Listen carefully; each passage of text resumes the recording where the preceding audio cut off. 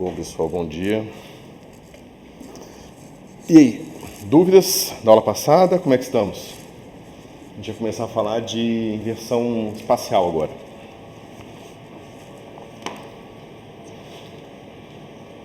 A gente viu ali a composição das transformações, mostrou como é que a gente podia pegar um gerador infinitesimal e chegar na transformação finita, né, a partir do mapa exponencial, que é basicamente exponencial do gerador, do operador. A gente viu que aquilo nada mais é do que uma forma alternativa de escrever uma série de Taylor de uma função, né? Eu argumentei com vocês que, por mais que isso seja verdade na representação de funções de onda, isso vale sempre, ou seja, mesmo quando você tem a exponencial de outros operadores que não se escrevem simplesmente como derivadas, aquela série ainda vale, ela converge, ainda faz sentido. Então, mesmo que você fizesse uma representação de operadores de criação e aniquilação, né, para o operador de translação, você conseguiria uma representação tão boa quanto, né? Então, é uma questão da álgebra dos operadores mesmo que define as transformações do que a representação em termos de derivadas, certo? E aí agora a gente vai começar a ver um exemplo justamente de como a gente faz essas transformações para grupos que não são de Lie, né, que são esses grupos discretos, tá certo? Não tem um parâmetro contínuo. E, por exemplo, a inversão espacial não tem parâmetro contínuo. Você não consegue fazer uma inversão espacial, você não consegue fazer de uma rotação uma inversão espacial. Pode pegar aí o eixo, né, XYZ e tenta rodar o máximo do jeito que você quiser para ver se você consegue inverter as três. Vai ver que você não consegue, tá certo? Pode inverter duas, mas a outra não inverte, certo? Então, a gente vai ver agora a representação desses operadores, ok? Alguma dúvida em relação à aula passada? Está tentando rodar aí o eixo?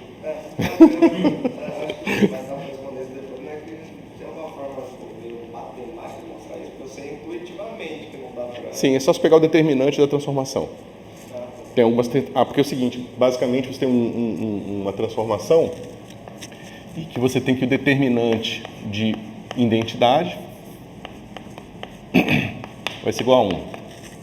Tá certo? E aí você mostra que o determinante ele é invariante sobre o grupo, certo? Então, qualquer outro elemento do grupo que seja conectado com a identidade precisa ter determinante 1 também, certo? A maneira que a gente faz isso é um pouco diferente, mas só para você ter uma noção. E aí você descobre que existem elementos do O3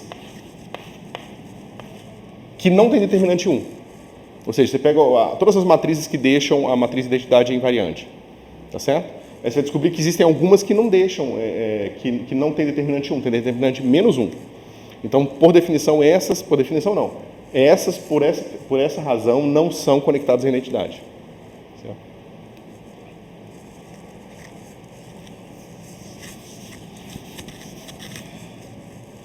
Mas deveria que ter talvez para pós-graduação, um curso de grupos de Lie, né? Porque eu acho que é muito útil na física, teoria de campos, cosmologia, tudo usa grupos de Lie. Então, seria legal ter um curso desse na pós. Bom, paridade.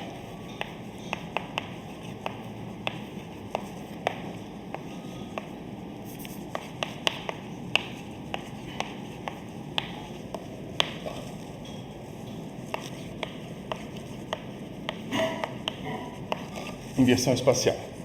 Então, o que a gente quer representar? A gente quer representar a situação onde a nossa coordenada x foi para menos x e a nossa coordenada p foi para menos p. Certo? Então, basicamente, se a gente está representando o nosso operador paridade com um π, a gente vai dizer o quê? Que a ação do π em x é igual a menos x, tá certo? Aqui eu estou pulando aquela fase onde eu olharia primeiro só a transformação em x, deixaria uma fase em aberto, né? Vocês podem fazer essas contas, inclusive eu posso passar como exercício para vocês, deixar uma fase em aberto aqui e aqui, tá certo? Para que vocês vejam que a única opção aqui é ter uma fase global, mesma fase global, certo? Então, bom, se eu estou determinando a ação desse operador assim, né, e eu sei como ele age em todos os elementos da base, eu sei como ele age em todos os elementos do meu espaço. Inclusive, eu sei como é que ele age sobre os próprios operadores. Tá certo? Isso está claro, pessoal? É a mesma coisa do grupo de translação. Eu defini como é que ele age sobre os elementos de base, Não seria suficiente dizer como é que eles agem em X, eu tenho que dizer como é que agem em P também. Isso fixa qualquer tipo de função livre que a gente poderia ter aqui, tá certo? Aí uma fase global que a gente possa vir a ter, a gente tira porque por simplicidade, não tem por que a gente ficar carregando um negócio, né, que complica à toa, tá certo? E isso aqui define para a gente, então, a ação desse operador. E agora que a gente sabe a ação desse operador, a gente pode estudar ele e ver quais os efeitos que ele tem, se a hamiltoniana é simétrica, se não é simétrica, assim por diante. Tá certo? A diferença é que, nesse caso, esses operadores não têm um parâmetro. Então, não é mais como aquele t epsilon, que você pode ter para qualquer valor de epsilon. Aqui é simplesmente π. π tem uma ação e acabou. Tá certo? Alguma dúvida? Né? Então, ó, o que acontece com π se atuar num vetor de estado? Mesmo truque de sempre. Vamos colocar, como eu sei a ação dele sobre x ou sobre p, vamos botar uma identidade aqui em x, então isso aqui vai ficar assim, integral dx de π menos x mais x, x psi, tá certo? Aí, esse cara aqui atua no x e parece um menos, eu troco minha variável para menos, ó, vamos fazer todos os passos. Então, mais infinito, vai ficar assim, integral de menos infinito a infinito, dx menos x, x, eu já vou escrever aqui como função de onda. Tá certo? Agora eu vou chamar o meu x, o meu menos x, eu vou chamar de x0, tá certo? Então, dx0 é igual a menos dx. Tá? Então, vai ficar assim, ó, integral de menos dx0. Só que agora, mais infinito vira menos infinito e vice-versa. Certo? Então, vai ficar aqui, de mais infinito a menos infinito. Como a gente não gosta de fazer integral de trás para frente, a gente inverte a posição, bota o menos infinito embaixo e bota um mais aqui. Certo? dx0. E agora vai ficar o quê? x0 psi de menos x0. Tá certo? Então, a função de onda não é nada mais do que as componentes do vetor de estado na base x. E a gente viu que o efeito do operador π sobre a função de onda é o quê? Botar um menos no argumento. Só isso. Tá certo? Então, você sabe como é que ela funciona abstratamente para vetores de estado. E você sabe como é que ela funciona para função de onda. Certo?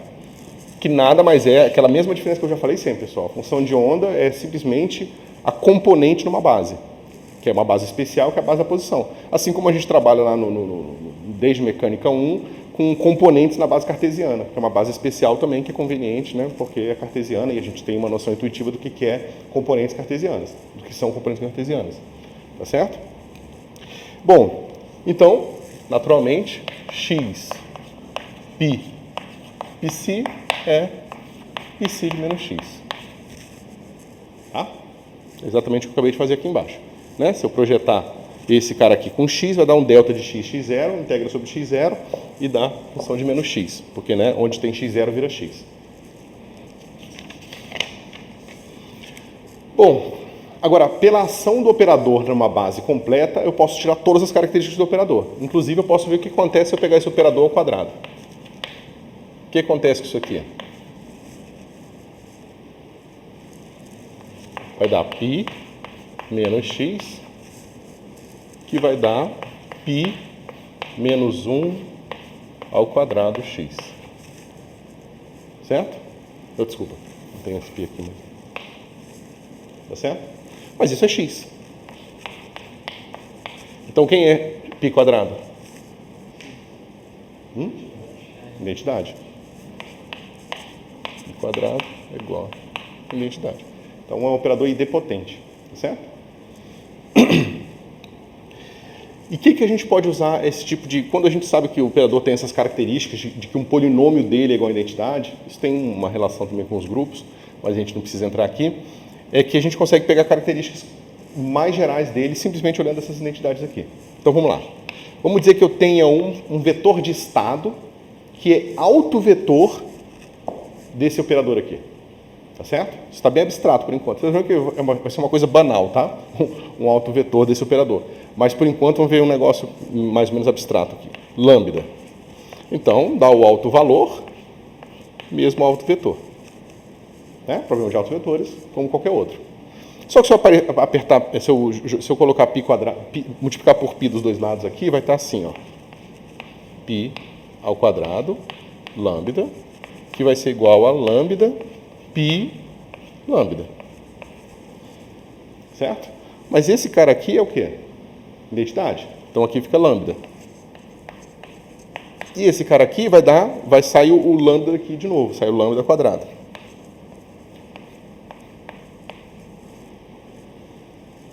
Certo? Por que menos? Aqui são autovetores. Então o que acontece com o lambda quadrado? Tem que ser igual a quanto? Lambda ao quadrado é igual a 1. Quais são os autovalores desse operador? Lambda igual a mais ou menos 1. Bom, a gente sabe que tem mais de 2 vetores no nosso espaço, né? Então, naturalmente, esses casos vão ser extremamente degenerados. Né? Ou seja, vai ter um monte de vetor diferente que tem o mesmo autovalor lambda. Tá certo? E um monte, né, mais 1, desculpa, e um monte de autovetor diferente que vai ter o autovetor menos 1. Vocês entendem isso? Beleza. Outra coisa que é importante ver aqui é o seguinte. O que isso aqui diz sobre a inversa de π?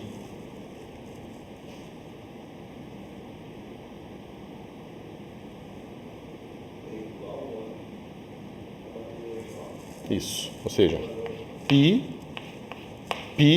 é igual a identidade. Eu vou jogar a inversa pela esquerda e pela direita aqui. Vai ficar assim. π menos 1, π igual a π menos 1. Mas por definição da inversa, isso aqui tem que ser identidade. Então, π é igual a π menos 1. Tá? Então, é claro que o operador idempotente, ele é a inversa dele mesmo. Certo? Beleza. Outra coisa. Se você pegar a ação desse operador aqui, definida dessa forma, é fácil ver que ela é autoadjunta. Tá certo? Vocês conseguem ver ou mostro para vocês? Ó, se eu pegar a definição desse operador assim, né? O que acontece se eu tirar o bra dos dois lados aqui? Vai ficar assim, ó. Se eu pegar o bra dos dois lados, vai ficar assim. π x é igual a menos x. Tá certo? Então esse cara vai ficar assim. X π dagger é igual a menos x. Certo? Mas essa ação aqui é a mesma ação do operador original, ou seja, esse cara é igual, né, a esse cara aqui.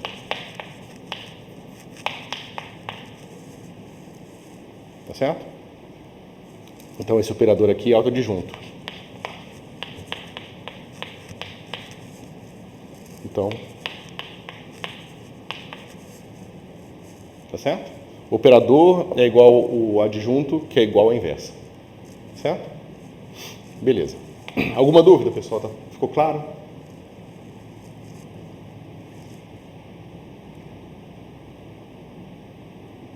Tá.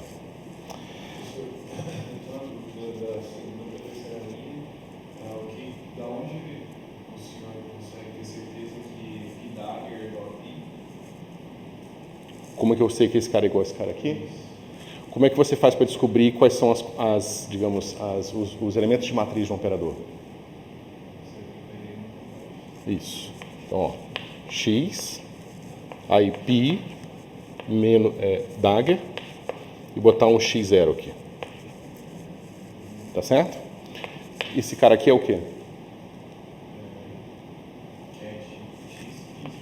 Menos x, x0. Tá certo? Esse cara aqui é igual ao quê? Delta de x mais x0. Alguma dúvida em relação a isso aqui? Né? Delta é uma função par, então eu posso fazer o que eu quiser com menos lá dentro. Seria menos x0 menos x menos x0. Mas aí eu tiro esse menos para fora e fica x mais x0. Tá certo? Só que isso aqui é igual a x menos x0.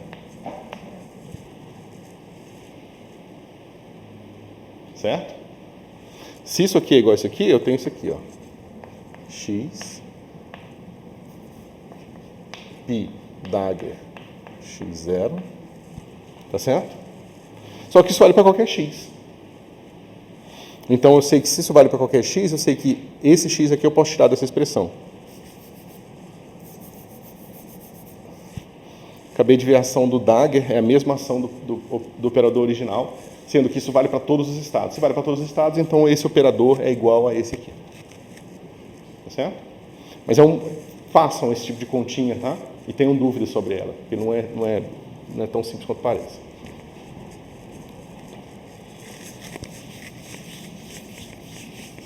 E tem que ter um pouco desse jogo de cintura, de saber manipular essas expressões, inventar coisa, botar um bra para cá, um cat para lá. Esse tipo de coisa vocês só aprendem fazendo.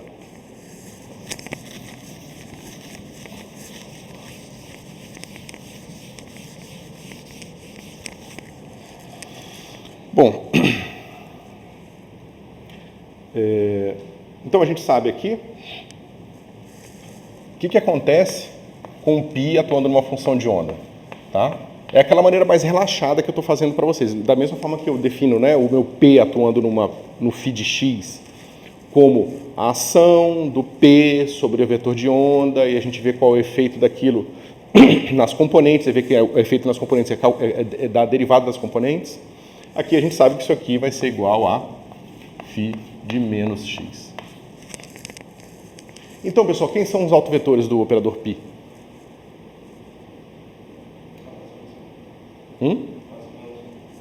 Não, esses são os autovalores. Quem são os autovetores? Se esse cara for um autovetor, as componentes do vetor tem que ser igual. As componentes de um vetor, que é autovetor, de um operador, tem que ser iguais. Certo? Então, isso aqui tem que ser igual. Né? Se for um autovetor com autovalor lambda igual a 1, né? Vou botar aqui lambda igual a 1, esse cara vai ser o meu. Então, quem são os autovetores? São os vetores tais que suas componentes, né, suas funções de onda associadas, são funções pares. E a mesma coisa vale para lambda igual a menos 1. Aqui eu vou escrever direto, vai ficar menos que x. Ou melhor, vou botar aqui direitinho, menos x menos φ de x. Tá certo? É claro, então, é fácil, né? Pega uma função de onda qualquer aqui. Vou escrever ela assim, ó. φ de x mais φ de menos x sobre 2 mais φ de x menos φ de menos x sobre 2. Se φ é uma função qualquer, esse pedaço aqui é par ou ímpar? Par, né? E esse cara aqui é o quê? Ímpar. Então você vê que o espaço das funções de onda pode ser dividido sempre em dois subespaços. Aí é um pouco mais difícil mostrar que eles têm tamanho mais ou menos igual, mais ou menos porque tem um detalhezinho aqui que a gente não precisa entrar agora, tá certo? Que é justamente a soma direta desses dois subespaços aqui. Mas a gente já sabia que tinha que ser uma coisa assim, porque a gente sabe que esse cara aqui é um operador autoadjunto, então ele tem autovetores que formam uma base completa, mas podem ser degenerados. Esse é um caso extremo disso. No caso da energia, por exemplo, a gente sabe, né, na energia do átomo de hidrogênio, para uma energia tem várias opções de momento angular. Esse caso aqui é o seguinte, para uma paridade, você tem uma classe inteira de funções que podem ter aquela paridade, ou seja, pega todas as funções pares, é um espaço infinito, tá certo? Então você está pegando o seu espaço de Hilbert e está dividindo em dois grandes pedaços, o de funções pares e o de funções ímpares, tá certo? Isso aqui está claro, pessoal? Ok. Então o que acontece agora? Se eu estudar o efeito desse operador na newtoniana.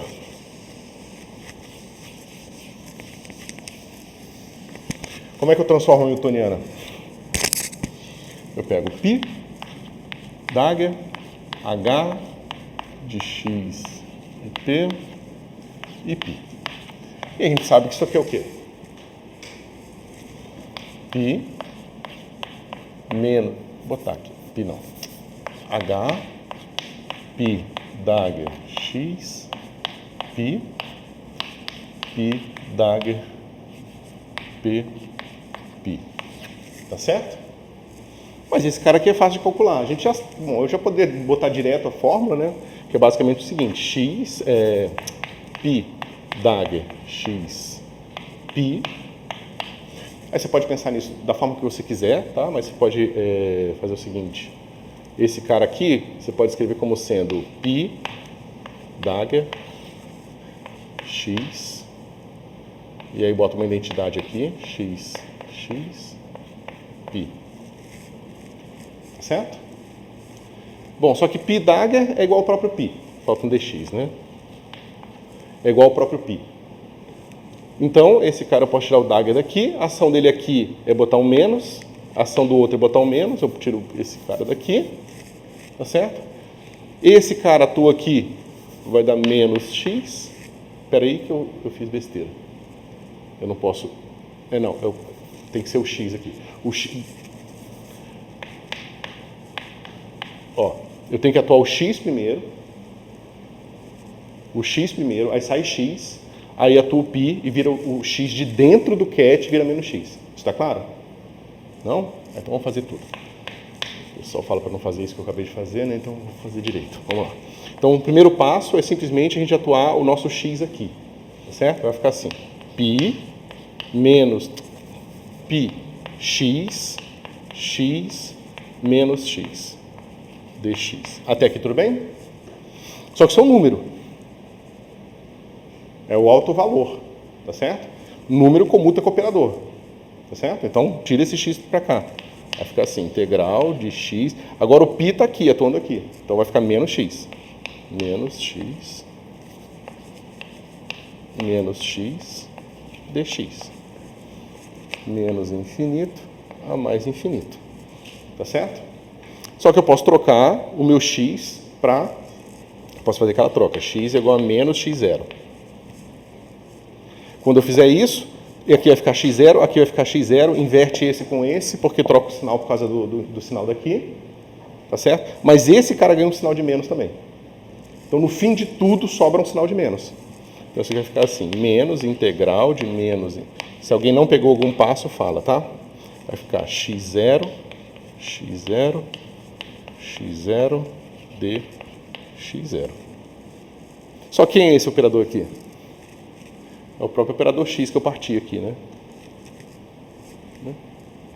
Então, isso aqui vai ser menos x chapéu. É meio óbvio, tá? Quer dizer, é óbvio que o resultado tem que ser esse. A conta talvez não seja tanto. Esse último passo vocês entenderam, pessoal? Esse cara aqui, eu posso reescrever como sendo um operador x chapéu atuando nesse cat aqui. Certo? Ou seja, eu troco esse cara por isso aqui. Tiro da integral. E o que me sobrou é a identidade. Por isso que fica isso aqui. Tá? Então a gente sabe, né? A ação desse cara sobre x é esse e sobre p vai ser a mesma coisa, porque o p tem a mesma característica, tá? Né? A função de onda em p vai na função de onda de menos p, as coisas são as mesmas, tá? O que isso diz para a gente sobre evolução temporal?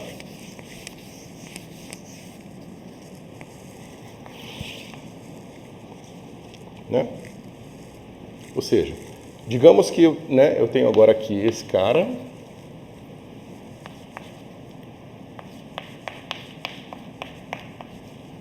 E a gente acabou de ver que isso aqui vai ser igual a h de menos x menos p.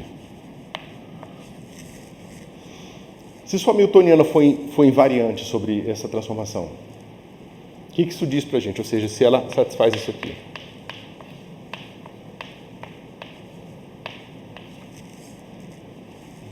O que isso diz para a gente sobre evolução temporal?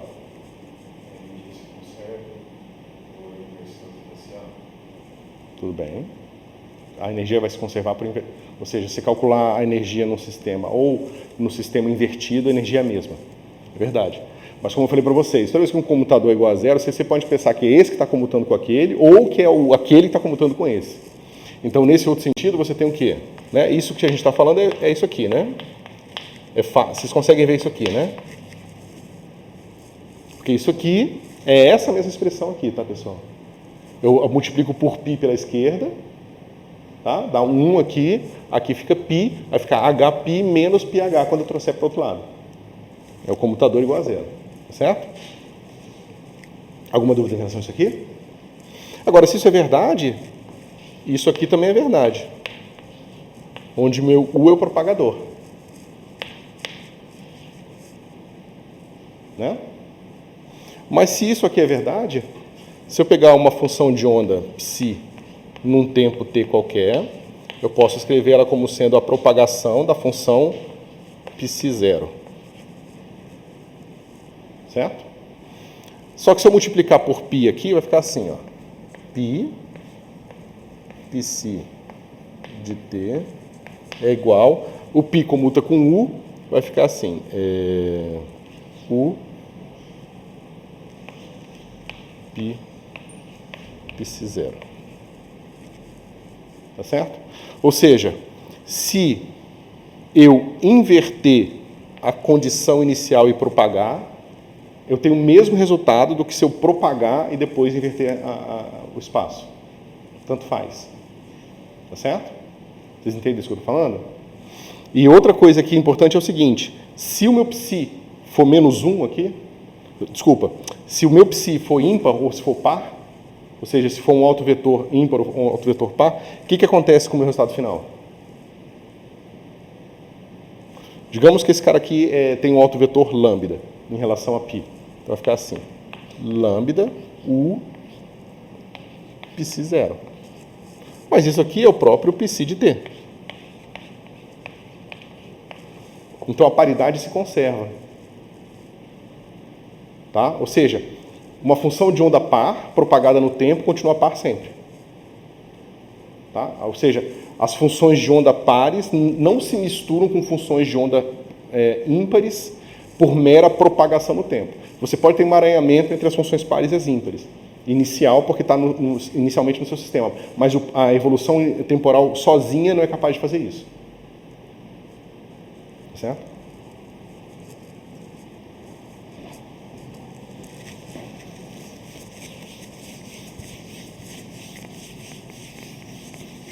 E assim, ninguém esperaria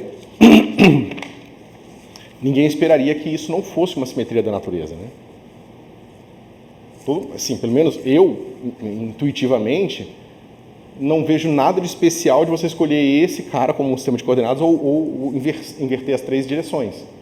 A princípio, não parece ter nenhuma razão para o universo preferir um ou outro, certo? Mas não é bem o caso. Então, a gente tem o seguinte experimento. Você tem o cobalto,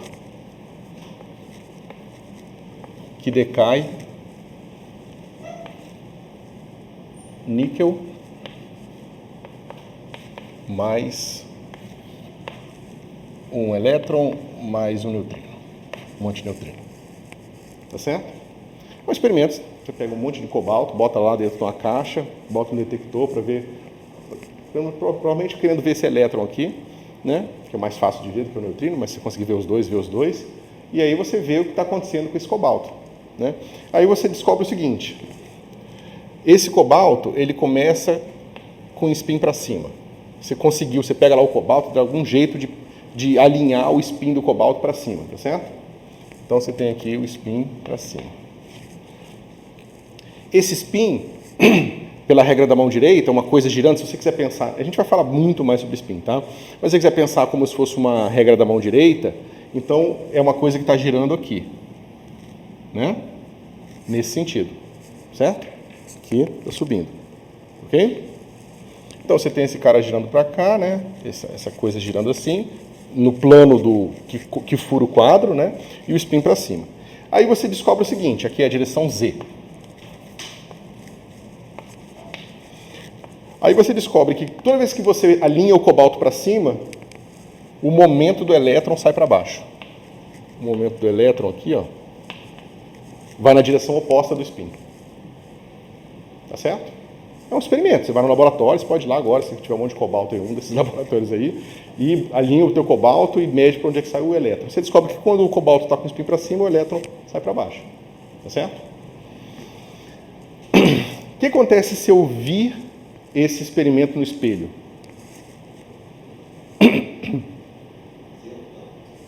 Oi? É só a direção só para vocês saberem o que é a direção Z. Tá certo? Só para saber, né? Direção Z para cá. Porque a gente vai ver essas coisas no espelho, então é bom ter uma noção de onde que é o Z. Hã? Então, Y e X. Ok? Agora eu boto um espelho aqui, ó.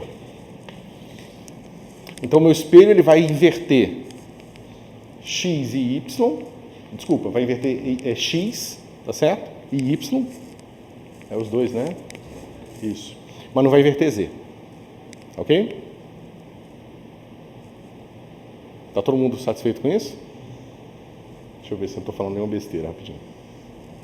Não, só inverte Y.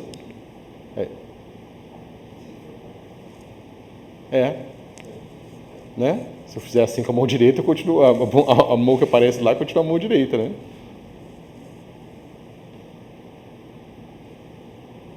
Bom, deixa pra lá.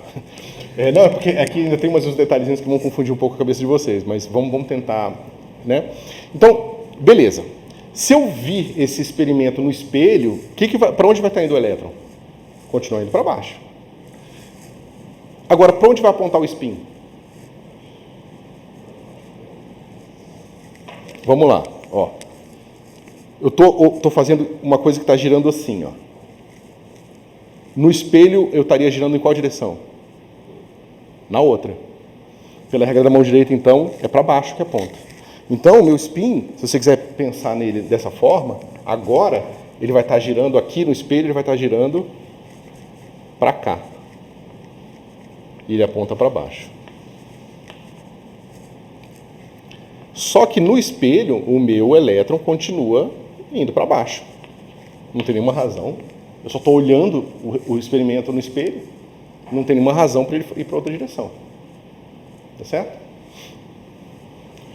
Bom, pessoal, o que a gente pode concluir disso aí?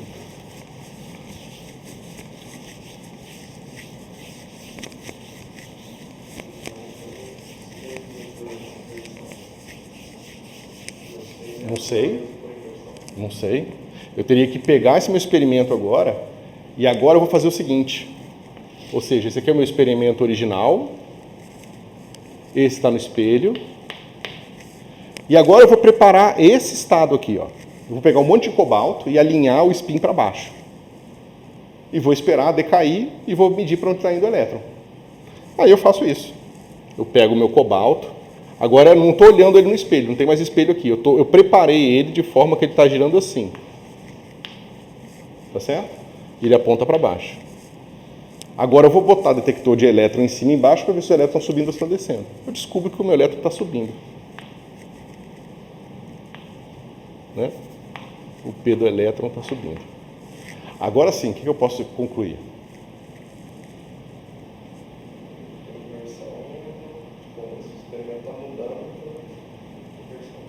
Exatamente. Se eu inverter e deixar o tempo passar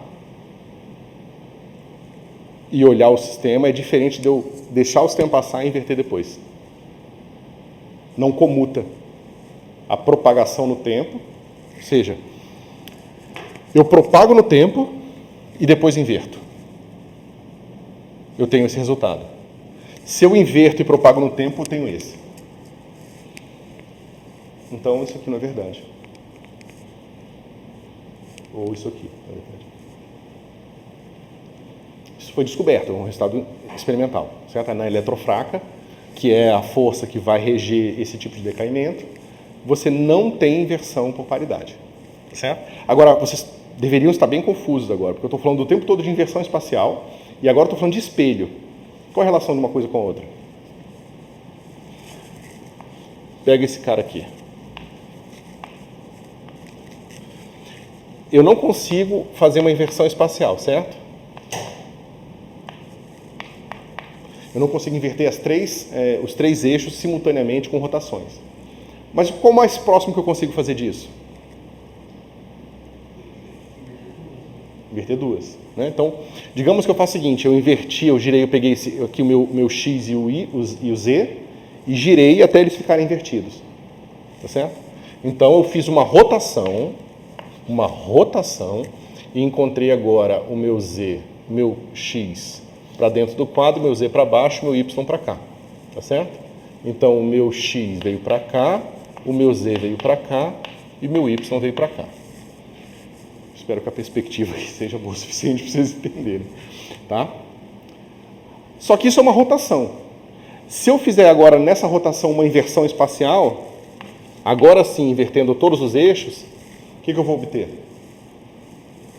O meu Z volta para o normal, o meu X volta para o normal, só que o meu Y agora fica para cá. Então, espelho é igual a rotação e inversão.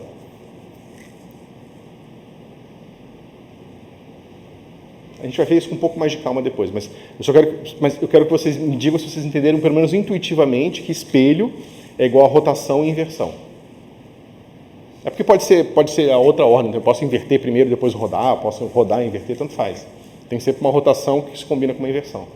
Na verdade, tem uma coisa mais interessante sobre o grupo de rotação, é que o grupo de rotação ele pode ser construído como o grupo da ação dupla de inversões. Qualquer rotação são duas inversões. Mas isso é uma outra coisa, tá certo? Então, quando eu falo inversão, eu tenho que inverter todos os eixos. Não. De certa forma, está ligado à inversão, porque você não consegue inverter só um rodando. Pelo menos em 3 dimensões, tá certo? Mas não dá. Tem que ser... Porque pensa numa matriz que deixa, ó... Vamos lá. Aqui é a identidade. Eu quero deixar esse cara aqui livre, tá certo? Livre, invariante, né? Então eu quero os elementos do O3, da matriz ortogonal em 3 dimensões. Se eu pegar esse cara aqui, ó, 1, menos 1, menos 1, vocês veem que isso aqui vai dar identidade. Todo mundo concorda? É fácil, né? Porque esse 1 multiplica com esse 1, que multiplica com esse 1, esse cara aqui, e esse com esse, com esse. Então dá identidade aqui. Eu podia botar só um cara aqui, ó. Posso botar só aqui também. Tá certo? Agora, pega um cara que tem um menos 1 aqui e um menos 1 aqui. Quanto é que é o determinante dessa matriz? Menos 1. Então, naturalmente, essa matriz aqui, ela não pode ser conectada com a identidade. Então, esse cara aqui faz parte daquele pedaço do grupo que não está conectado com a identidade. Tá certo? Então, tem uma inversão espacial misturada nesses elementos do grupo aqui. Tá certo? E agora, se você botar menos 1 aqui, ó, dá para ver que isso aqui deixa a identidade invariante. Agora, qual o determinante dessa matriz aqui? É 1. Mas a gente acabou de ver, ó. Se eu fizer uma rotação só em 2 eixos, que muda o sinal dos 2 eixos, é uma rotação. Por isso que o determinante desse cara aqui é 1. Agora, se eu botar menos 1, volta a ter determinante negativo. E como determinante é negativo, esse cara aqui está nesse outro espaço, né, do desconectado da identidade. O que você consegue mostrar para o grupo SO3 é que qualquer elemento desconectado da identidade pode ser escrito como uma combinação desse cara com qualquer elemento do próprio grupo conectado com a identidade. Ou seja, uma rotação combinada com uma inversão espacial te dá todos os elementos desconectados da identidade. De certa forma, você pode pensar que você tem todo um grupo de Lie conectado com a identidade, todo um grupo de Lie conectado com menos a identidade.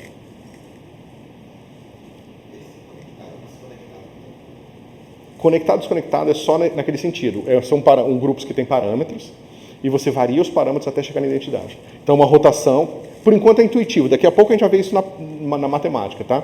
Uma rotação que pode ser deformada continuamente até a identidade.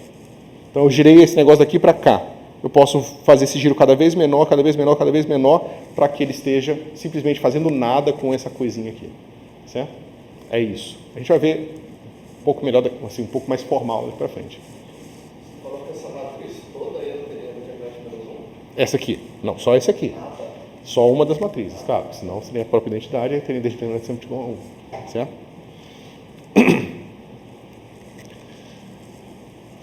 Não, ficou mais claro? Tá certo? Então não são todos os...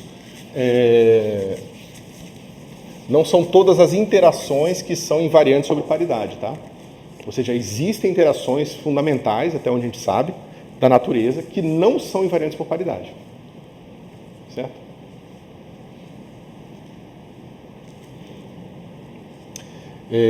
Deixa eu ver se falta alguma coisa daqui. Pessoal, isso aqui está claro? Só rapidão. Se o spin tivesse tipo normal, ainda ia mudar? Se o spin tivesse norma, como assim? Se tivesse na direção normal do espelho, assim, o espelho tá aqui, o spin tava apontando pra fora, pra cá ou pra cá. Eu não sei se ele é tipo. Sei lá. Eu tava pensando no momento angular, que é o seu vetor aí, tipo, ele não muda. Tipo, ele vai girar pra mesma direção, mesmo no espelho. Acho que não tem nada a ver. Não, bom, eu estou tentando fazer sentido da sua pergunta, só um instantinho. Você quer saber o que acontece se o meu spin estiver em outras direções? Se for uma direção que não é afetada pelo espelho, não vai dar nada, porque você não vai ver nada, entendeu? Mas assim, o importante aqui, talvez responda melhor a sua pergunta, é o seguinte. Se você olhar a hamiltoniana dessa interação aqui, ela é invariante sobre rotações. E é por isso que aqui, inclusive foi uma questão da prova que eu quando eu dei esse curso da outra vez. E é por isso que aqui eu posso simplesmente fazer perguntas sobre espelho. Porque, de certa forma, eu estou implicitamente supondo que minha hamiltoniana já é simétrica sobre rotações.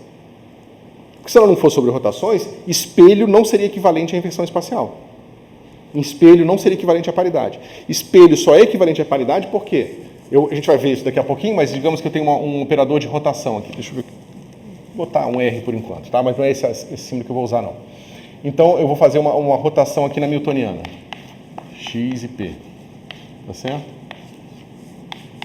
Se esse cara aqui for invariante sobre rotação, aí eu posso pegar essa rotação aqui com minha inversão π. Tá certo? E isso aqui vai ser espelho. Vocês concordam? Porque uma rotação combinada com uma inversão dá espelho. Se a minha hamiltoniana for invariante sobre rotação, significa que isso aqui vai ser igual a H, vai ser igual a π,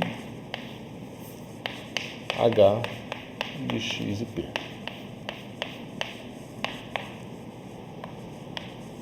Certo? Então, se ela for simétrica, eu posso dizer que a ação do espelho aqui é igual à ação da paridade sobre a hamiltoniana. Então, o efeito temporal do espelho é igual ao efeito temporal da paridade. Certo? Mas se não fosse invariante sobre rotação, a minha hamiltoniana, aí eu não poderia mais ter essa equivalência em paridade e operador espelho. Esses operadores associados ao espelho e à inversão iam ter efeitos diferentes sobre a hamiltoniana. Só tem o mesmo efeito porque eu estou supondo que a minha hamiltoniana é invariante sobre rotações. Aí realmente seria muito estranho se a gente encontrasse uma hamiltoniana fundamental, né, na natureza que não fosse invariante sobre rotação. Significa que o universo teria que ter uma direção privilegiada. Aí, quando a gente olhasse a cosmologia, ia ter alguma coisa que ia acontecer naquela direção. Só que a gente nunca encontrou nada desse tipo. Certo? O universo, por mais que outras pessoas não queiram, ele ainda é isotrópico em grandes escalas. Certo? É porque tem gente que faz modelo de quebra de grupo de rotação e tal. É um pouco pior, deixa pra lá. Então, tá claro, pessoal, a relação entre espelho e inversão? Respondeu a sua pergunta?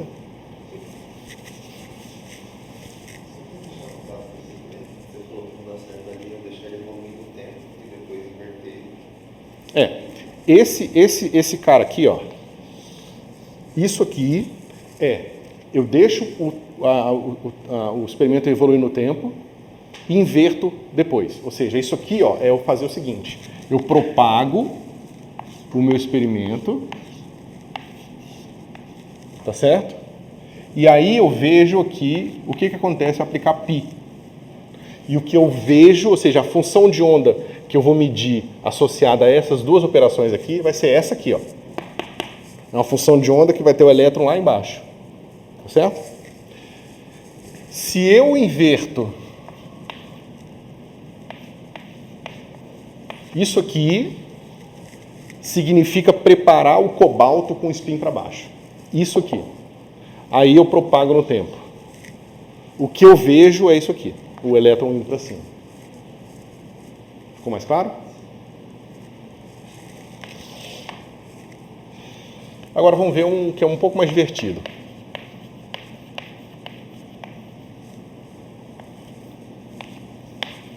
Temporal.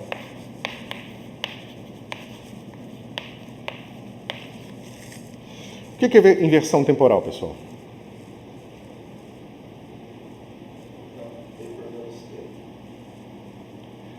Mas... É o quê? Mas assim, tirando essa visão mais intuitiva, o que significaria para vocês fazer uma inversão temporal?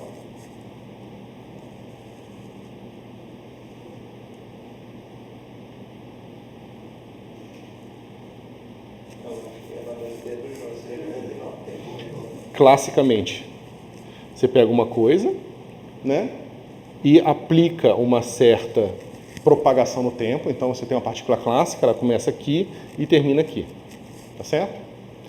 Você fazer uma inversão espacial é você tentar descobrir o que acontece com essa mesma partícula aqui se o tempo andasse na outra direção.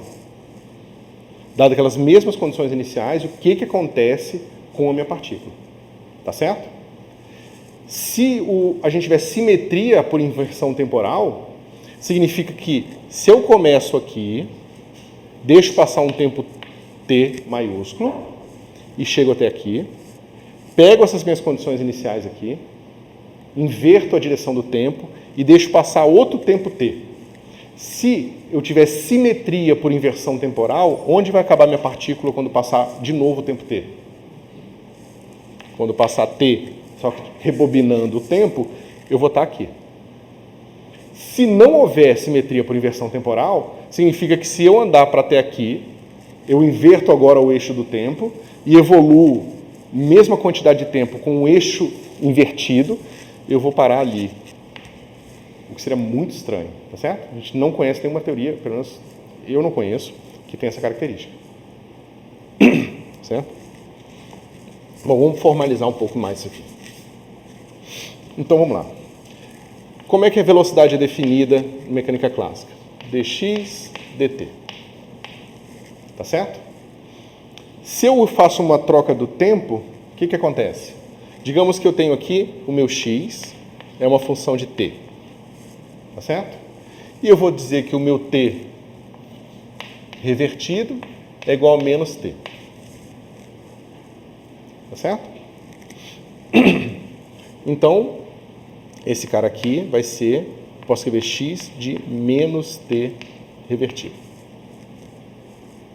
Certo? A minha velocidade nesse contexto vai ficar assim. Deixa eu ver.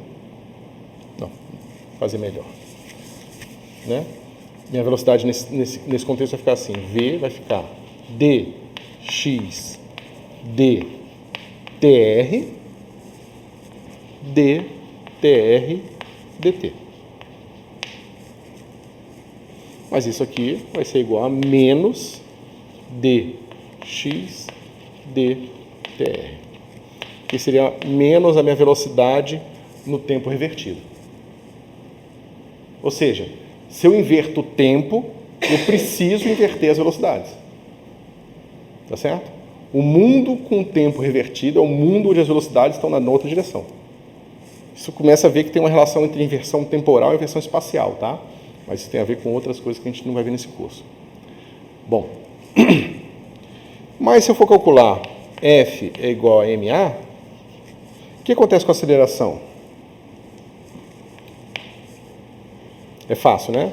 F é igual a m d2x dt2. Só que se eu trocar dt aqui duas vezes, ó, ddt vira menos ddtr. Só que menos ddtr dá mais d2 dtr2. Não? Ah, tá. Oi? Ah, tá. Então, D2, X, D, T, R, 2. Bom, então a segunda lei de Newton, ela é invariante por inversão temporal. Ou seja, dado uma força qualquer, que não dependa explicitamente do tempo, se eu preparar o meu sistema assim ou assado, a evolução tem que ser a mesma. Certo? Vamos ver isso? Vamos ver se é verdade? Vamos fazer aquele experimento que eu propus ali atrás. Agora atenção, tá? Porque tem um monte de detalhezinho que é bom ficar atento para entender o que eu estou fazendo, tá? É simples a conta, mas tem que ter um pouco de cuidado. Então, vou fazer o seguinte. X de t e V de t, né, são soluções de F igual a MA. Né? Ou seja, geralmente a força aqui depende de X, e aí, né, você tem um X de t, e você tem um massa vezes dV dt. Tá certo? E aí você tem que essas funções aqui satisfazem essa equação diferencial aqui. Tá? Nada demais. Ou seja, na verdade, é um conjunto de duas equações, né? Essa é uma equação, e a outra equação é que dx dt igual a v. Tá? Tá certo? Bom, então, se eu pego essa condição, se eu pego essas soluções aqui no tempo t0, eu tenho isso aqui. Se eu evoluo elas até um tempo t maiúsculo, esses caras vão evoluir de acordo com a solução dessas equações aqui para x de t maiúsculo e v de t maiúsculo. Tá certo? Ou seja, eu comecei num ponto e fui até o outro. Certo? Agora, vamos fazer o seguinte. Vamos dizer que o meu x1, chamei de 1 mesmo? Chamei. x1 de t maiúsculo, que vai ser minha condição inicial para o meu segundo passo da minha evolução, vai ser o meu x de t maiúsculo. Tá? É aquilo que eu tinha feito. Né? Deixa eu continuar aqui, depois eu faço o desenho.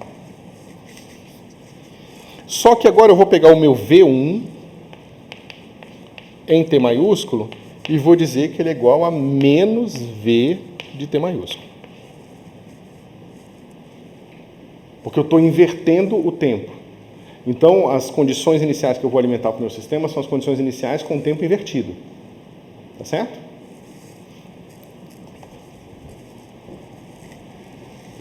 Então, ó. Então, eu estou aqui. X e V. Tá certo? Aí eu começo aqui. Evoluo até aqui. Tá certo? E agora, eu vou fazer o seguinte. Eu vou pegar esse cara aqui, ó. E vou botar ele aqui. Essa vai ser minha nova condição inicial. Aqui é x0, v0. Vou botar o zerinho assim só para economizar espaço, tá? E aqui é x, t, v, t. Minha nova posição inicial é aqui, porque agora eu inverti o tempo. Quando eu inverto o tempo, meu v vai em menos v. Mas o x fica igual. Certo? Agora, eu vou deixar o tempo passar. Tá certo? Só que eu preciso, então, encontrar uma nova solução das minhas equações, só que com t revertido e o v revertido aqui. Tá certo? Ou seja, eu vou ter uma f de x1 de um tempo qualquer, vai ser igual a m d v1 dtr, tá certo? E aqui eu vou ter dx1 dtr vai ser igual a v1 de tr. Tá certo? Vocês estão acompanhando isso aqui, pessoal? Eu preciso dessa solução aqui. Mas eu preciso procurar uma nova solução ou não?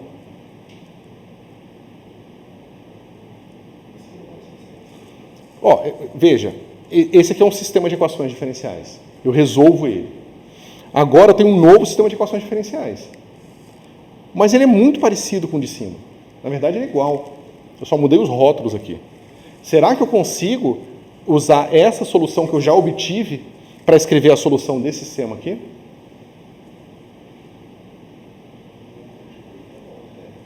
Vamos ver. Vamos supor, né? Vocês podem supor isso aqui, depois provar, ou tentar pensar se vocês conseguem deduzir isso de primeiros princípios, tá? Então vamos fazer o seguinte, vamos dizer que o meu x1 de t é igual a x de t. É isso? Isso. E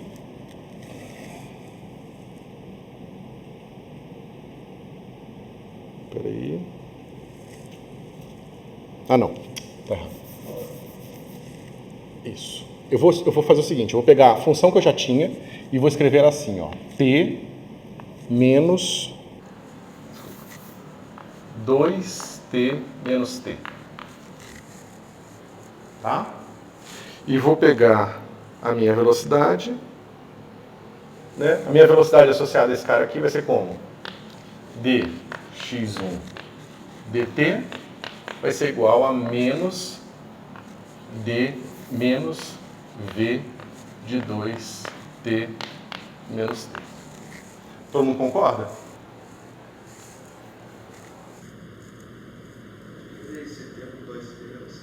Eu defini assim, eu estou chutando uma função que vai ser a solução desse conjunto aqui, ó. Tá certo? E eu estou propondo que a minha solução é essa aqui, ó. E eu vou checar que ela de fato satisfaz a equação ali de baixo. Tá certo? Até aqui tudo bem? Eu propus, eu estou dizendo, então, o meu x1 vai ser dado por isso aqui, tá certo? E se esse x1 é dado assim, então o meu v1 vai ser dado por menos v calculado, né? Ou seja, isso aqui vai ser v1 de t vai ser igual a menos v, que é a função que eu já tinha, de 2t menos t. Tá certo? Bom, então essa equação aqui está satisfeita já, né? Meu v1 é dado por isso aqui, então aquela equação está satisfeita. E a minha segunda equação, que é essa aqui, ó, basta eu calcular dv1 dtr. Certo? Então, dv1 dtr, a gente sabe que é menos dv1 dt, que vai ser dv1 dt, vai ser a derivada segunda dessa função aqui, né? Vai ser assim,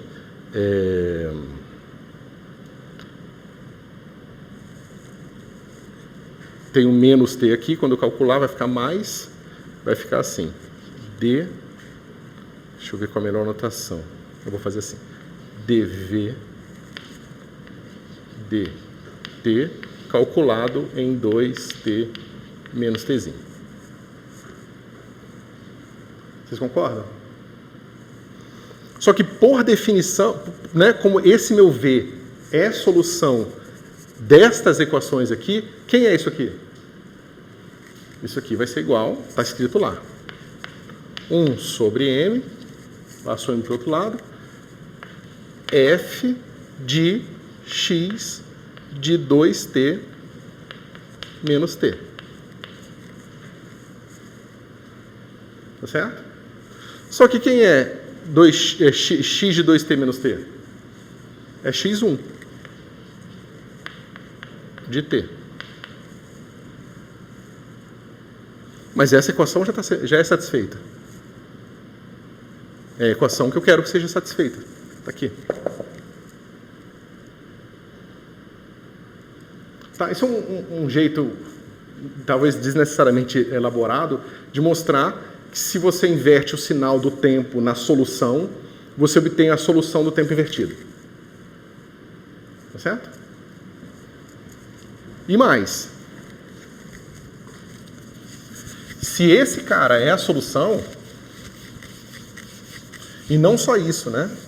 Porque você vê que eu poderia só ter mudado o sinal do tempo aqui. Cadê? Aqui, na hora que eu propus, bastava eu ter mudado o sinal do tempo aqui. Mas eu fiz mais que isso, eu botei esse 2t maiúsculo aqui. Quando eu pegar essa minha solução nova, que é a solução das minhas equações invertidas, no tempo t maiúsculo, vai satisfazer as minhas condições iniciais.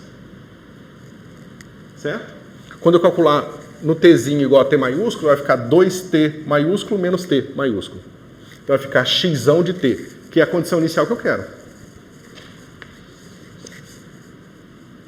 E quando eu pegar a mesma coisa para a velocidade e calcular em tzinho igual a t maiúsculo, vai ficar v de t maiúsculo com sinal na frente, que é a condição inicial que eu quero. Bom, se esse negócio tem as condições iniciais que eu quero e satisfazem as equações de movimento que eu quero, então são as minhas soluções. Tá certo? E se eu quero calcular o que acontece quando passar o tempo t, né? Então eu comecei aqui em t maiúsculo, né, que é a condição inicial, e eu passo mais um t maiúsculo. Tá certo? O que acontece com a minha solução? Ou seja, quando eu calcular esse cara aqui, ó, x1 em 2t maiúsculo. Lembra, ela começou em t maiúsculo. Eu propago mais um t maiúsculo. X de 0.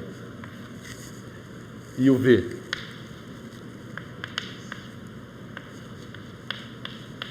Menos v de 0. Então, ó, minha partícula voltou. Ela saiu daqui e voltou até aqui.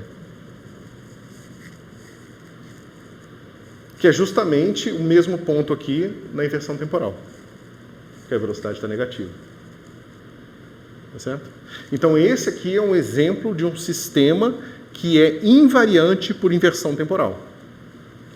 Se eu propagar no tempo, inverter e propagar ao mesmo tempo, deixa eu ver como é a melhor maneira de falar isso. Propago no tempo, inverto, propago no tempo, inverto. Eu volto para o mesmo lugar. Certo? Agora, vamos fazer isso na mecânica quântica, né? Tá certo? É um pouco confuso, pessoal. Façam essas continhas, tá?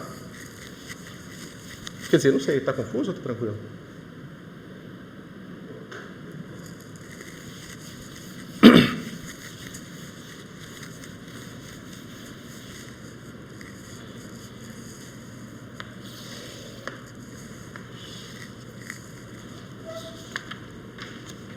Bom, vamos lá. Quem é que determina a minha evolução temporal? É isso aqui, né? Deixa eu fazer na equação de Schrödinger mesmo, na representação da função de onda, tá?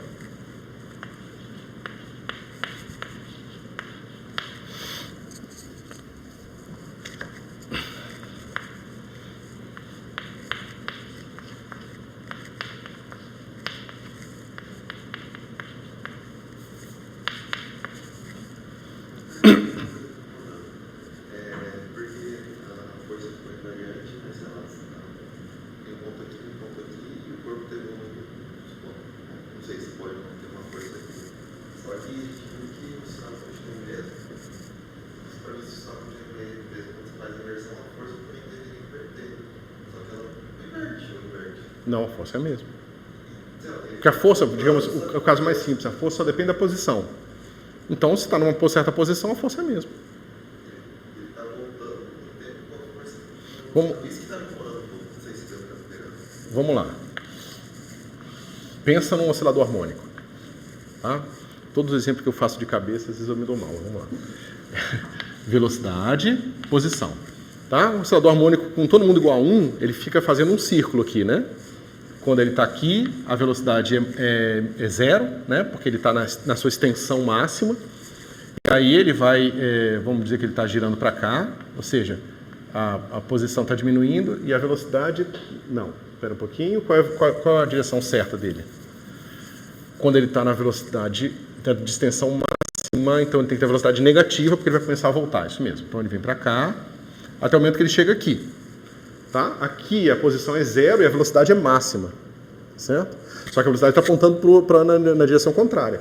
E agora ele vai ser desacelerado pela força até chegar na velocidade mínima de novo, tá certo? E agora o que vai acontecer? A velocidade vai começar a crescer na outra direção. Então ele vem para cá. E até fechar aqui, tá certo? Bom, se eu inverto a direção do tempo, o que vai acontecer? Ele, em vez de vir para cá, ele vai vir para onde? Vai vir para cá, tá certo? Então, se eu inverter esse cara aqui e não considerar que minha velocidade é diferente também, ele vai estar fazendo um movimento diferente, pelo menos no espaço de fase. Tá certo? Só que eu vejo que o que eu veria como velocidade no fio indo para frente, numa direção, é na outra. Tá certo? Então, se eu inverto o tempo, inverto a posição da velocidade, o movimento que ele faz é o mesmo. O movimento é o mesmo. Mas é por isso que você tem que lembrar que no filme andando para trás, a velocidade é diferente. Se você quiser pensar matematicamente, velocidade é DDT. Se você mudou o T, DDT vira menos DDT. Tá certo? É confuso mesmo. Não é que é confuso. É uma coisa que é muito óbvia, porque a gente já tem todas as intuições, mas a gente não tem normalmente a transformação da intuição em coisas práticas. Eu acho que isso confunde, entendeu? Você não sabe traduzir essa intuição sobre o que é andar para frente e para trás no tempo em coisas práticas matemáticas, entendeu? E acho que isso que dá uma certa dissonância na hora que você pensa sobre o problema. É questão de fazer continha e se acostumar com a ideia até que ela fique clara na sua cabeça. Mais dúvidas sobre isso aqui? Oi? Tá. Mas é melhor ainda, porque agora o que acontece?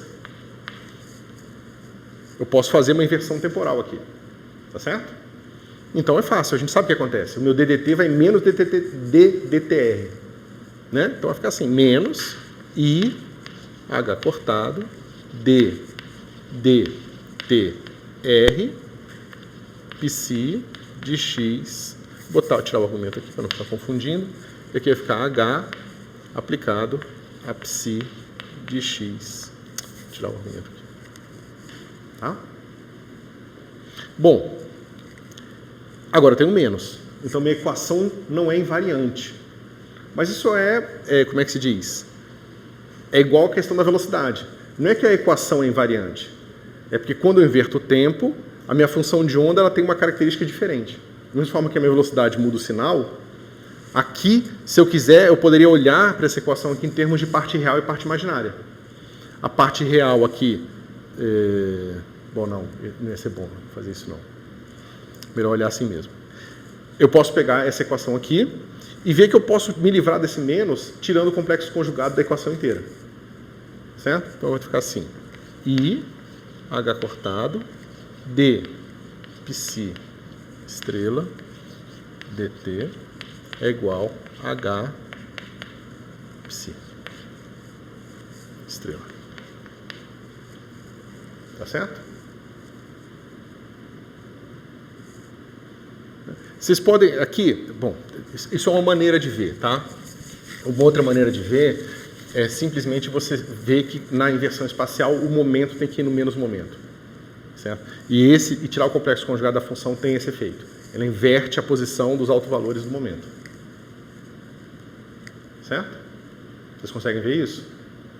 Pensa o seguinte, pensa que é o operador momento, tá? Tá atuando na função de onda aqui, P de x. Né? Bom, isso aqui vai ser igual, vamos dizer que esse cara aqui seja a minha função de onda, que é os componentes do meu autovetor do momento, tá? Então isso aqui vai ficar menos, Pzinho, e C, P de x. Tá certo? Só que a gente resolve essa conta aqui, né? A gente descobre que esse cara aqui, ó, é igual a exponencial, vai ser proporcional a exponencial de menos IPx sobre H cortado. Tá certo? Lembra? Quer dizer, deixa eu fazer aqui. Deixa eu ver se tem uma maneira melhor. Não, não tem uma maneira melhor, não. Peraí aqui.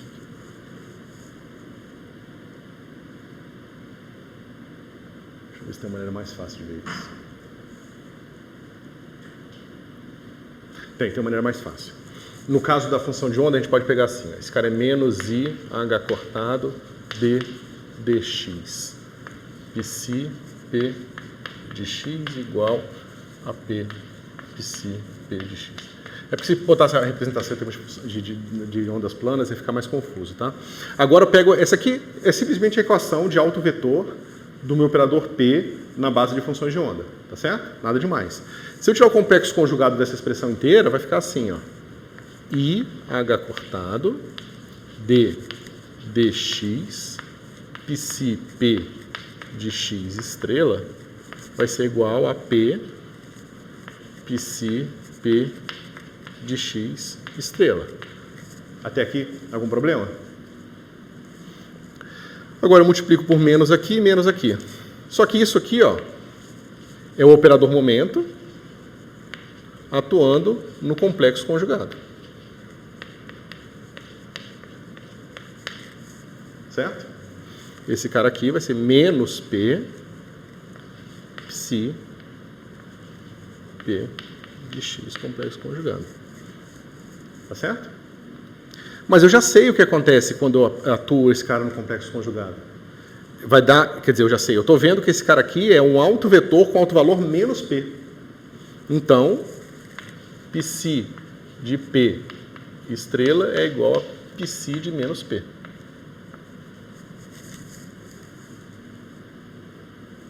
Então a gente já sabe, ó, que complexo conjugado troca a posição do momento. Então a gente já tinha uma certa intuição de que era isso que a gente queria que acontecesse quando nós fizéssemos a nossa inversão espacial, porque na mecânica clássica é isso que acontece. A velocidade troca de direção. Então na mecânica quântica tem que ser a mesma coisa. Tá certo? Outra coisa é o seguinte, a probabilidade em x é igual a Psi estrela Psi de x. Se eu trocar minha função de onda por Psi estrela, então só troca a estrela daqui para cá. Porque, né, complexo conjugado é a própria função, só que é igual. Então esse cara aqui, ele inverte a posição do momento, inverte o sinal do momento e mantém a probabilidade em x. Então é exatamente o que a gente tinha na mecânica clássica, tá? Então a gente está mostrando justamente que esse cara aqui, ele representa um estado representado no sistema com tempo invertido. Então, quando eu pego né, quando eu vir daqui para cá na mecânica clássica, é tirar o complexo conjugado da função de onda na mecânica quântica. Tá certo?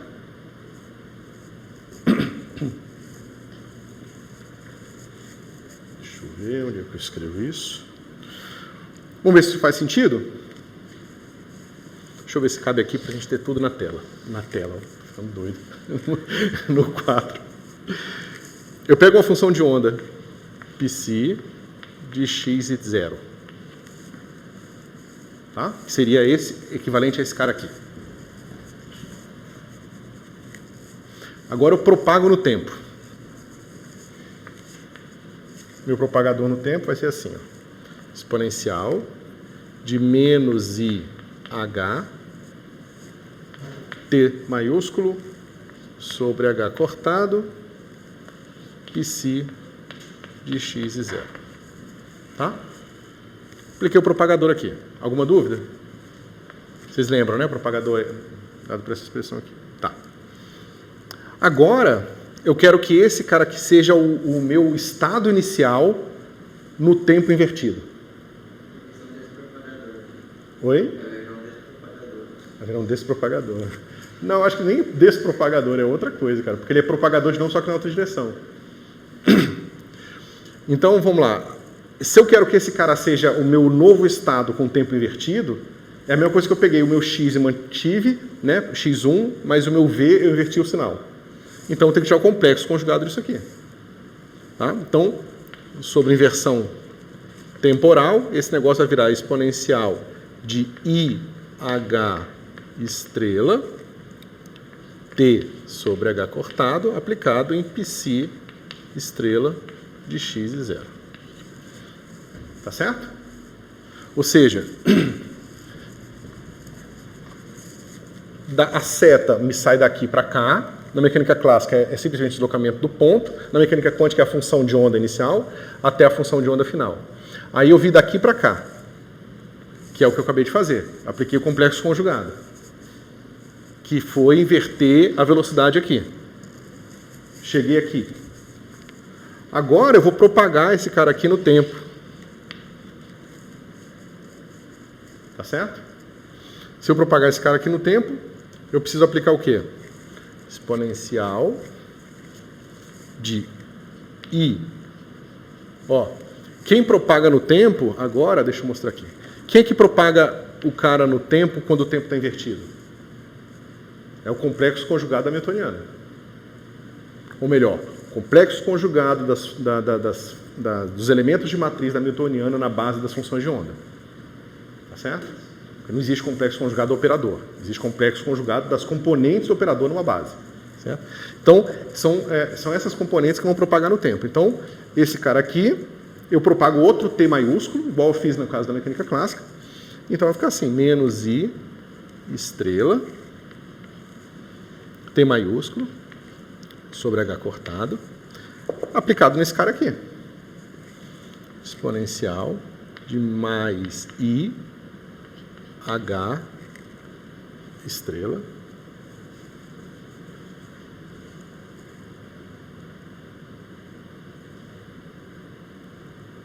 isso T maiúsculo sobre H cortado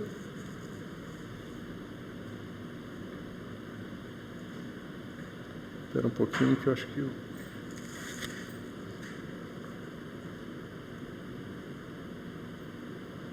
tá. Aqui. Deixa eu ver. Esse estrela de x e 0. Só uma coisa, pessoal, que eu estou me perguntando agora aqui.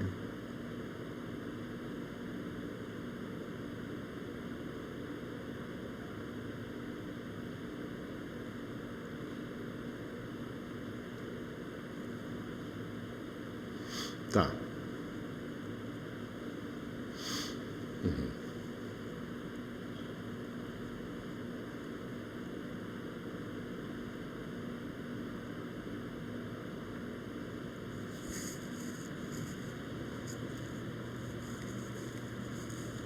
Não, porque a questão aqui é o seguinte, quem propaga esse cara para trás no tempo é o H estrela, né?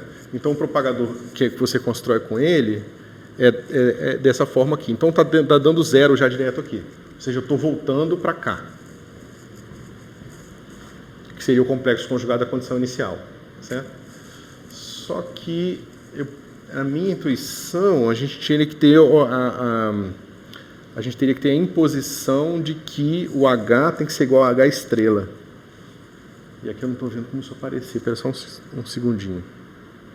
Deixa eu ver se aparece.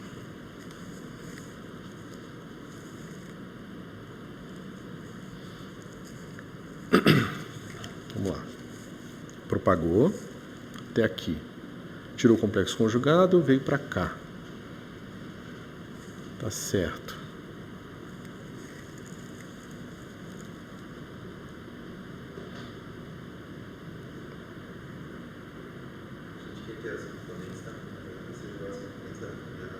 Complexo conjugado, isso.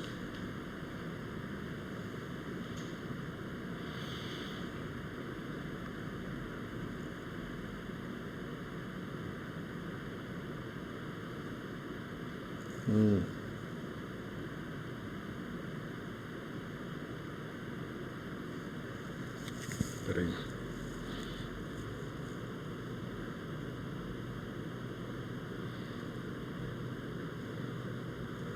Porque senão, o que eu estou mostrando é que o sistema é sempre invariante.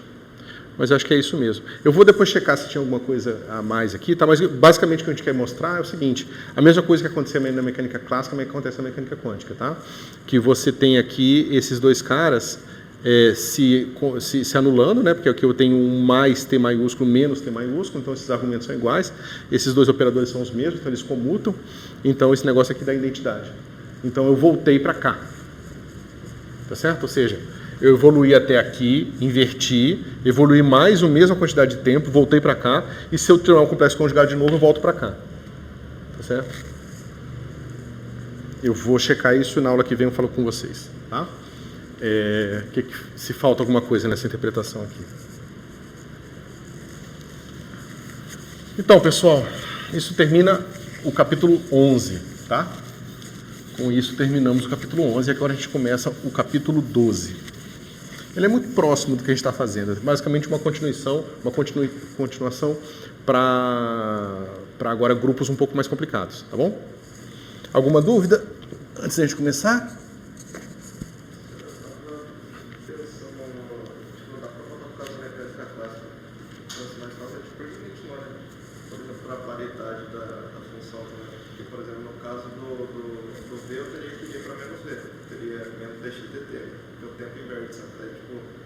Se a função de x de t também for ímpar, eu também mudaria o sinal da própria função, né?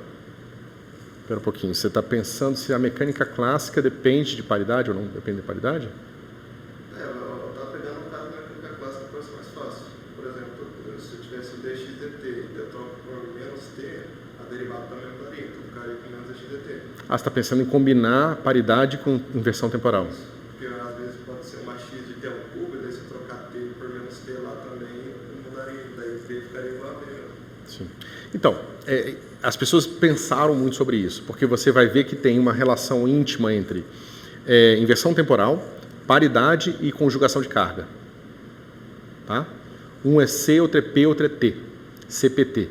E as pessoas estudaram muito, tem muitos experimentos justamente tentando encontrar violação ou não violação de CPT e tal. Porque se você encontra nas equações, você vê que não é tão estranho assim ter violação de paridade.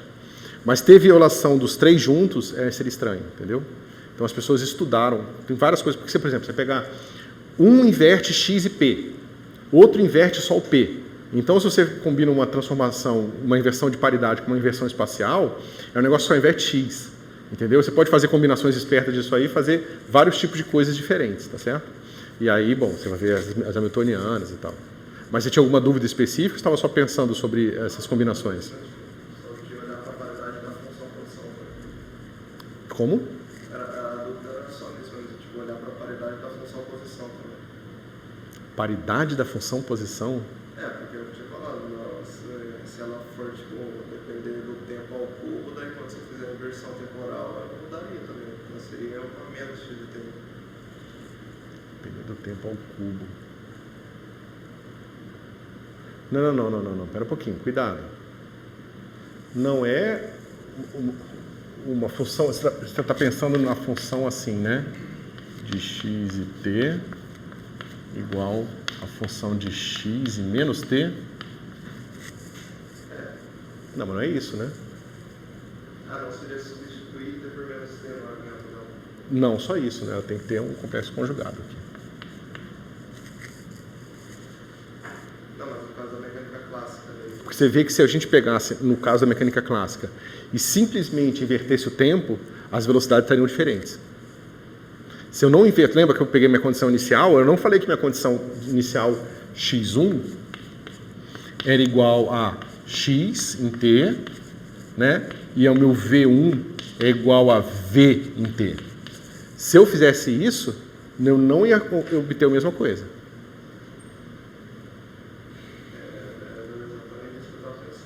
Tá? Eu tive que botar um menos aqui. Mas não é que eu botei um menos aqui. É que se você olhar para as equações, a definição do V é ddx, é dx dt. Então ele troca de sinal mesmo. As equações mudam de sinal. É porque se você olhar só para a equação de segunda ordem, você não vê isso, entendeu? Mas se você olha para a equação de primeira ordem, você vê que na equação de primeira ordem muda o sinal. Uma das equações muda de sinal e a outra não. Então não é tão simples assim. Mas ficou mais claro? Quando eu faço essas duas coisas, aí eu obtenho invariância. Que é a mesma coisa de eu falar, eu troco aqui, mas eu boto o complexo conjugado ali. Tá? Ou seja, a parte real dessa função ela tem que ser par no tempo, mas a parte imaginária tem que ser ímpar no tempo. Né? Ou seja, psi real mais i psi imaginário de t e t tem que ser igual a psi real de menos t menos i psi imaginário de menos t. Então não precisa só depender só de... Você pode ter dependências complicadas, só que tem que estar distribuída assim. Certo?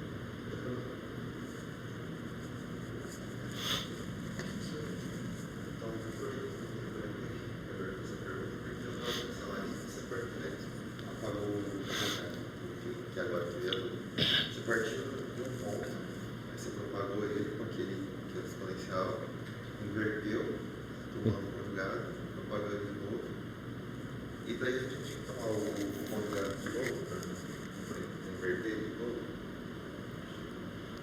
Ó, isso aqui é sair do ponto original, andou até o ponto final. Aí tomou o complexo conjugado. Para inverter. Agora propagou a mesma quantidade de tempo. Voltou a esse ponto aqui. Aí eu tinha que inverter. Sim, porque, veja, aqui, isso aqui vai ser igual a psi estrela de x e zero. Eu estou de baixo, eu estou embaixo. Eu estou para o V negativo. Se eu tiro o complexo conjugado desse cara aqui, ele sobe e volta para o ponto inicial. Aqui, ó. Eu saio daqui, venho para cá, inverto, volto, aí eu tô aqui. Se eu inverter de novo, eu volto para cá. Eu fecho meu...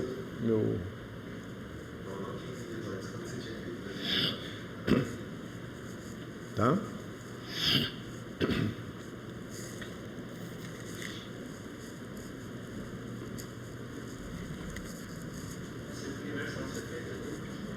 Oi? Eu não estou conseguindo ver a segunda inversão, tipo, a última inversão que você teve embaixo. No caso da mecânica clássica é aquilo, né? Eu pego um problema de mecânica clássica, dou uma condição inicial, deixo passar um tempo t, maiúsculo, chego aqui. Agora eu faço a transformação para um universo com o tempo invertido. Num universo com o tempo invertido, as velocidades mudam de sinal. Então, eu estou agora no meu universo de trás para frente. Aí, no meu universo de trás para frente, eu deixo passar a mesma quantidade de tempo. Aí eu volto para cá. Agora eu volto para o meu universo do tempo indo de frente para trás. De trás para frente, de frente para trás. Não, tá certo isso? De trás para frente... De trás para frente tá certo, né? É a direção normal, de frente para trás, tá? Então, esse aqui é o universo que vai de trás para frente. E agora esse aqui é meu universo de frente para trás. Aí eu volto para esse ponto no meu universo invertido.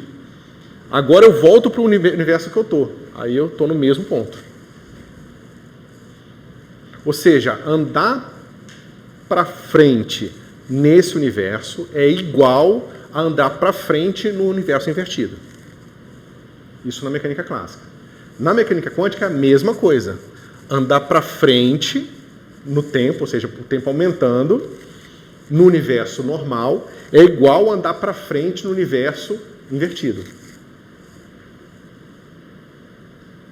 Tá melhor?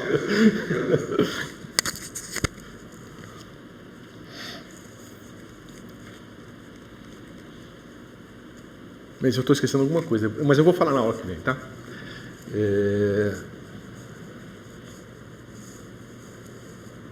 Como é que estamos? Vocês querem conversar mais sobre isso? Porque agora tem tão pouco tempo que não sei nem se vale a pena começar a falar do próximo capítulo. Bom, se tiver dúvida, vocês falam.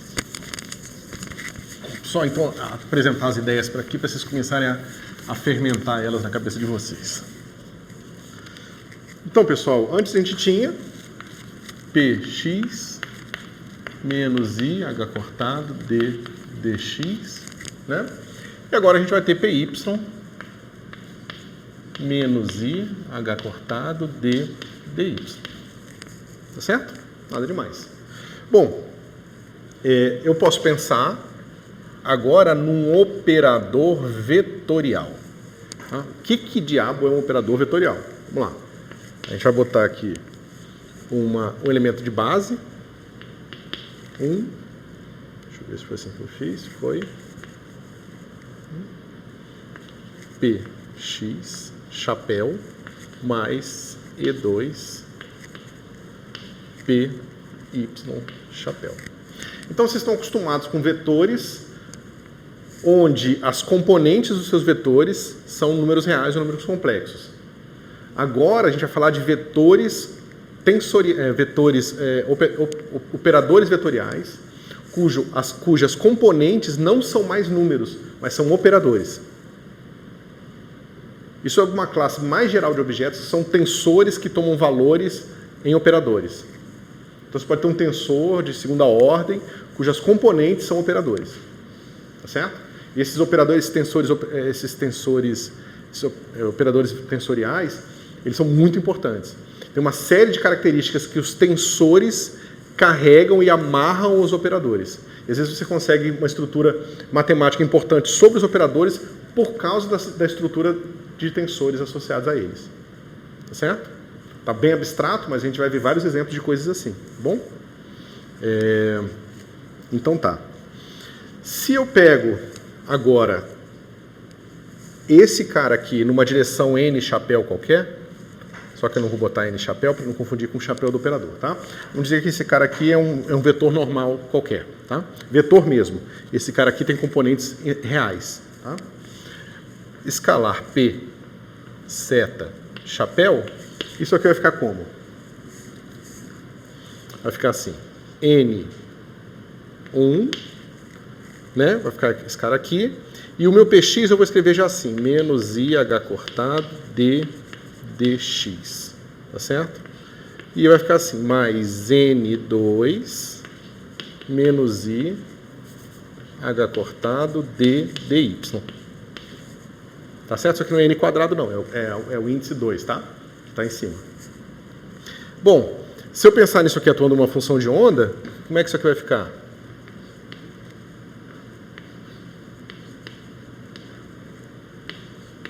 Agora de x e y.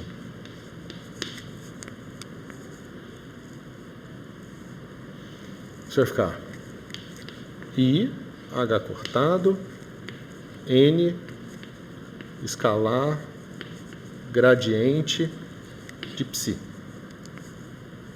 Tá certo?